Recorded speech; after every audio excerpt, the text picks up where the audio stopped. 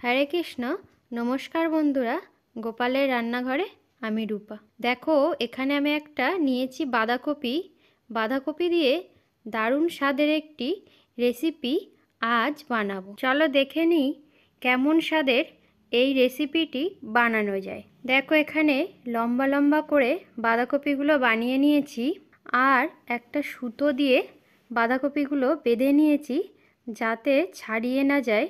দেখো ঠিক এই রকম ভাবে। এখানে দেখো কড়াইতে জল বসিয়ে দিয়েছি, জলটা গরম হয়ে গেছে।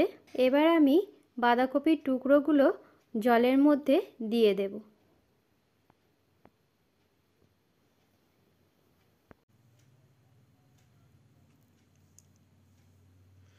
একে একে বাঁধাকপিগুলো দিয়ে ঢাকনা দিয়ে চাপা দিয়ে দেব।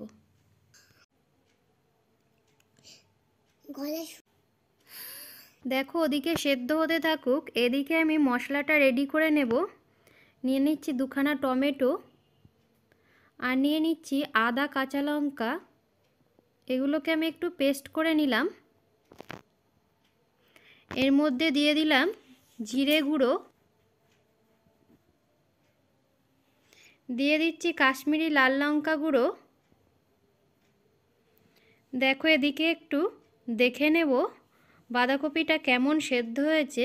একটু নেড়েচেড়ে উল্টে পাল্টে দেব।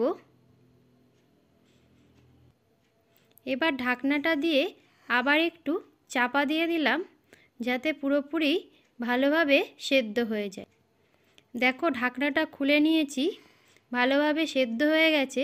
এবার একটা পাত্রে ঢেলে দেব যাতে জলটা ঝরে যায়। দেখো এখানে আর একটা কড়াই বসিয়ে দিয়েছি, কড়াইতে দিয়ে দিয়েছি সর্ষের তেল। এই রান্নাটা সর্ষের তেলে করলে খেতে একটু ভালো হবে। এবার জল ঝরানো বাঁধাকপিগুলো তেলের মধ্যে ছেড়ে দেব। এক পিঠ একটু ভালো করে ভেজে নেব। দেখো এর ওপরে একটু লবণ ছড়িয়ে দিচ্ছি আর একটু দেব হলুদ গুঁড়ো যাতে কালারটা সুন্দর হয়। এক পিঠ ভাজা হয়ে গেছে, এবার আর এক পিঠ উল্টে দেব।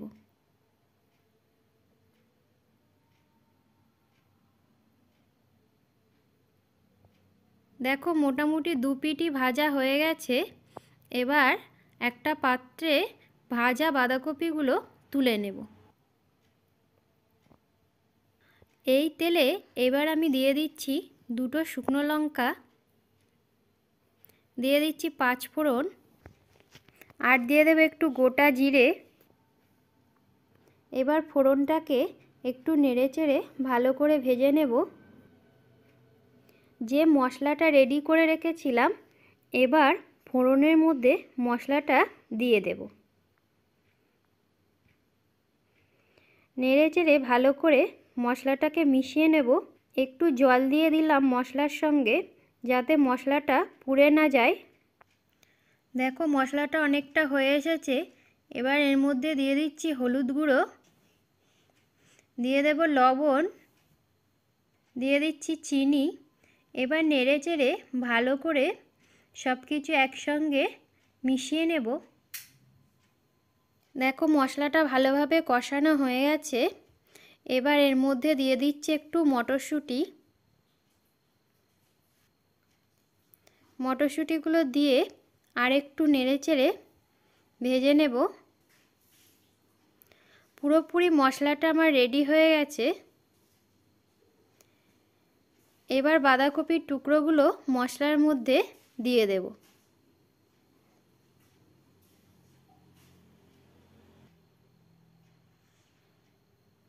একটু উল্টে পাল্টে বাঁধাকপির সঙ্গে মশলাগুলোকে মিশিয়ে নেব। এবার এর মধ্যে দিয়ে দিচ্ছি পরিমাণ মতো জল।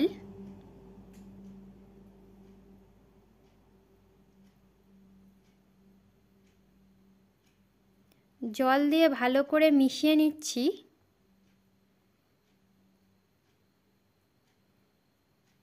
দেখো বাঁধাকপির রেসিপিটি প্রায় হয়ে এসেছে।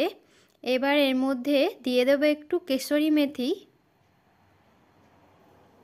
কেশরি মেথি দেওয়ার পর একটু নেড়েচেড়ে ভালো করে মিশিয়ে নেব।